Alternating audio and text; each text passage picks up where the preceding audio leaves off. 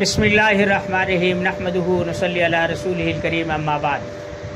7 Tibbiya college کی طرف سے ویڈیوز کا سلسلہ جاری ہے، ان میں سے ایک یہ بھی ہے۔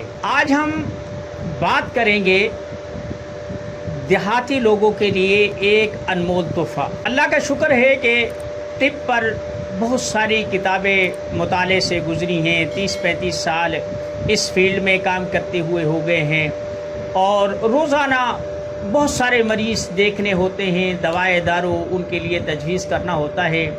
زندگی میں ایک چیز دیکھی ہے میں نے، کچھ حالات لگا لے، وسائل کی کمی لگا لے، اور مشکل حالات میں جب انسان اپنی زندگی گزارتا ہے تو وہاں پر انسان کو ایسی راہیں نکلتی ہوئی دکھائی دیتی ہیں جو آسودہ حالی میں پیسہ ہونا یا وسائل ہونے کی صورت میں ان کا کوئی تصور بھی نہیں ہوتا۔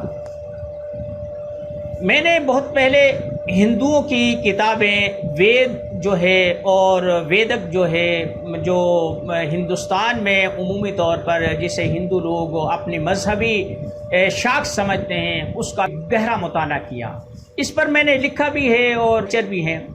تو میں اس کی ایک بات بتاتا ہوں۔ وہ لوگ گائے کو پوجتے ہیں، اس کا پیشاب پیتے ہیں، دودھ بھی پیتے ہیں، گوشت کھاتے ہیں، سارے کام کرتے ہیں، لیکن مذہبی طور پر وہ گائے کی عزت و تکریم کرتے ہیں۔ ہم مسلمان گائے کو کھاتے بھی ہیں، اس کا دودھ بھی پیتے ہیں، اسے پالتے بھی ہیں، اسے ذبح کر کے بھی کھاتے ہیں، ہر طرح سے ہم اس کو استعمال کرتے ہیں، اور اونٹ کو بھی۔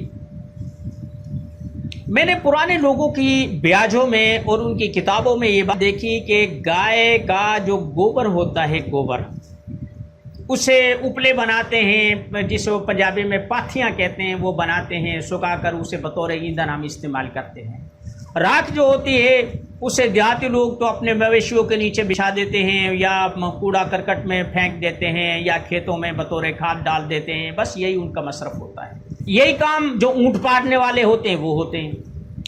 لیکن ایک مزیداری کی بات یہ، ہندو لوگ تو ایسا ہے کہ جو گائے کا گوبر ہوتا ہے نا، توانا گائے ہو، اس کا گوبر، اس کا باریک پاؤڈر کر لیں، اور چائے والا چھوٹا چمچ اسے رات کو پانی میں بھگو دیں، بالکل پاؤڈر کر لیں تاکہ پتہ نہ چلے۔ اگر کسی کو پتہ چلا کہ یہ گوبر کھلا رہا ہے تو پھر تو اللہ کے ہی حوالے۔ تو اس پانی کو صبح جو ہے نتار کر پی لیا کریں۔ مسلمان جو ہے اب اس کو ناپاک سمجھتے ہیں، تو یہ لوگ اس کی راکھ کو، جو وہ ایندھن بطور ایندھن ہم اپلا جلا لیتے ہیں، اس کی راکھ کو سمیٹ کر رکھ لیں، اور اسے بالکل باریک وہ شامل کر لیں۔ اس میں تھوڑی سی کالی مرچی ادرک شامل کر لیں تو ٹھیک ہے، نہیں تو ایسے بھی ٹھیک ہے۔ اس کے پڑیا بنا لیں، اسے پانی میں بھگو کر اور چھان کر اسے آپ، جس کا پیٹ بڑھ گیا ہو، پیٹ میں پانی پڑ گیا ہو، بہت اوجھ نکل آیا ہو، تو اس کو وہ پینے کے لیے دیں۔ اور بھی میں نے اپنی ویب سائٹ پر اس کے متعلق مضمون لکھا ہے۔ یہی کام اونٹنی کا ہے۔ اونٹنی کا دودھ اور پیشاب یہ ملا کر پینے سے یہ پیٹ کے پانی کو، جسم میں کہیں بھی پانی ہو یا سر میں پانی پڑ گیا ہو، بہت سارے لوگوں کا سر بڑا ہو جاتا ہے، استسقاء کی صورت ہو جاتی ہے، پیٹ بڑھ جاتا ہے، جوڑوں میں پانی پڑ جاتا ہے، ریڑھ کی ہڈی میں پانی پڑ جاتا ہے، اسے نکالنے کے لیے یہ اس کو ہوتا ہے۔ ہم نے تفصیلاً ذکر اپنی کتاب اونٹ کے طبی فوائد اور طب نبوی میں کیا ہے، وہ ہماری ویب سائٹ طب فار آل اور دنیا کا علم نامی ویب سائٹ پر موجود ہے، وہاں سے آپ مفت ڈاؤن لوڈ کر سکتے ہیں۔ تو یہ دونوں جانوروں کی راکھ جو ہے پیٹ سے پانی کے اخراج کے لیے بہت مجرب ہے، لیکن یہ ایک راز ہے۔ جب لوگوں کو سامنے آپ کہیں گے راکھ گھول کر پی لو، وہ کبھی بھی نہیں مانیں گے۔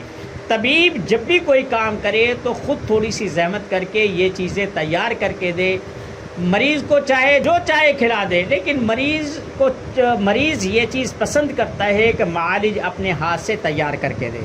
ہم نے بہت سارے مریض دیکھے ہیں کہ جب ہمیں انہیں کچھ بھی کھلا دے، چاہے چولہے کی راکھ ہی دے دے، وہ خوشی سے کھا جاتے ہیں۔ جب بتاتے ہیں کہ بھائی فلاں چیز گھر میں تمہارے میں پڑی ہے، سونف ہے، الائچی ہے، زیرہ سفید ہے، لونگ ہے، دار چینی ہے، یہ استعمال کر لو، وہ اس کی طرف توجہ ہی نہیں کرتے۔ وہ کہتے ہیں یار یہ بھی کوئی دوائی ہے۔ تو یہ آج میں نے ایک بات بتائی کہ تفصیلاً میں کسی دوسری ویڈیو میں کروں گا اور اس کی تفصیل کروں گا کہ اس کو استعمال کیسے کرنا ہے، بلکہ طریقہ کار بھی بتاؤں گا۔ لیکن ایک بات یہ ہے حکماء حضرات کے لیے کہ گائے کے گوبر کی راکھ اور اونٹ کی مینگنی کی راکھ جو ہے محضل ہے، یعنی پتلا پن کرنے کے لیے بہترین نسخہ ہے۔ وما علینا الا البلاغ المبین۔